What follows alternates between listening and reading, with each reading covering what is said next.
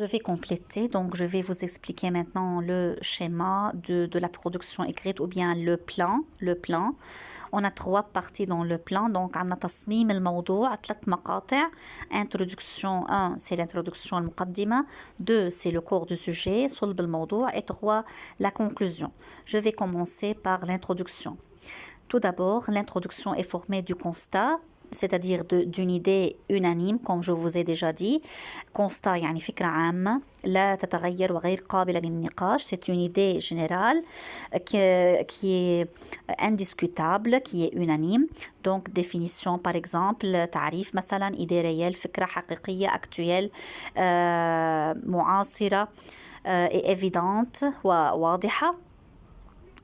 Présentation de l'appareil, ثم présentation de l'appareil, c'est-à-dire définition de l'appareil, on présente l'appareil, تعريف الappareil, الجهاز de l'instrument, et problématique يعني الإشكالية.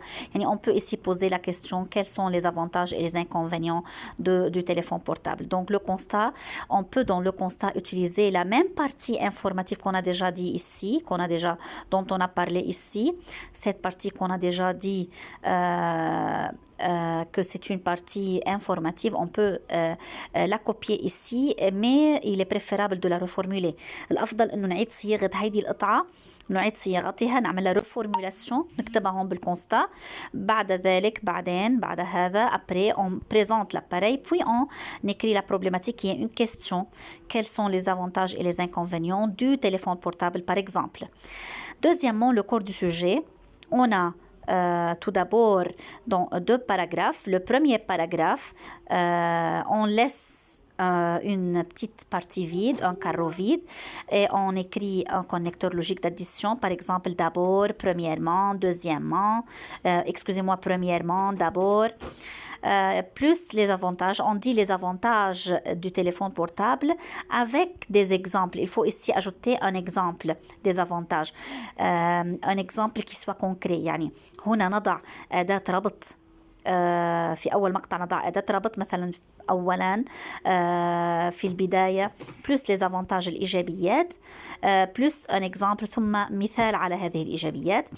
Deuxième paragraphe المقطع الثاني connecteur logique نضع أداة ربط d'addition للإضافة. Par exemple, deuxièmement, on écrit deuxièmement mais on prononce deuxièmement, ثانيا, ou bien ensuite أو ثم, ou bien en plus بالإضافة.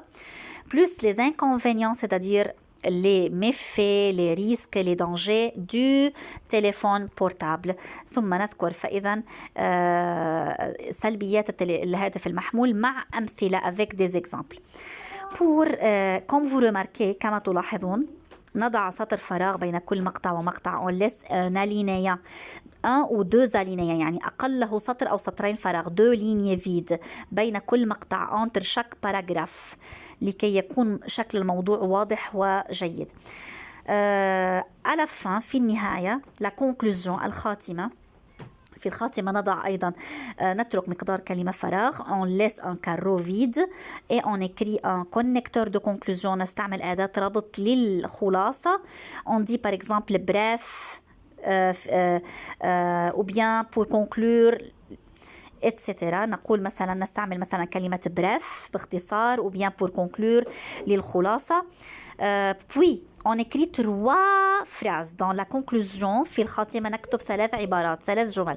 الجملة الأولى تكون فراز بيلان, يعني جملة تشمل الفكرة الأساسية من الموضوع. يعني مثلا الفكرة الأساسية هي أن الهاتف الخلوي, le téléphone portable ou bien le cellulaire a des avantages, est un moyen de communication, هي وسيلة اتصال qui a des avantages et des inconvénients, لها إيجابيات وسلبيات. مثلا نكتب هذه العبارة التي هي عبارة شاملة, c'est comme une sorte de synthèse, كأنها عبارة فيها خلاصة الموضوع, أن الهاتف المحمول له إيجابيات, des avantages et des inconvénients. Puis des conseils, يعني نصائح, أنه مثلا الهاتف المحمول يجب أن نستعمله للضرورات, pour les choses importantes, pour les choses nécessaires, et non pas pour par exemple dépenser le temps. Il faut bien utiliser le téléphone portable, par exemple utiliser ses avantages, ses bienfaits, استعمال إيجابياته, et éviter ses inconvénients وتجنب سلبياته أو مخاطره.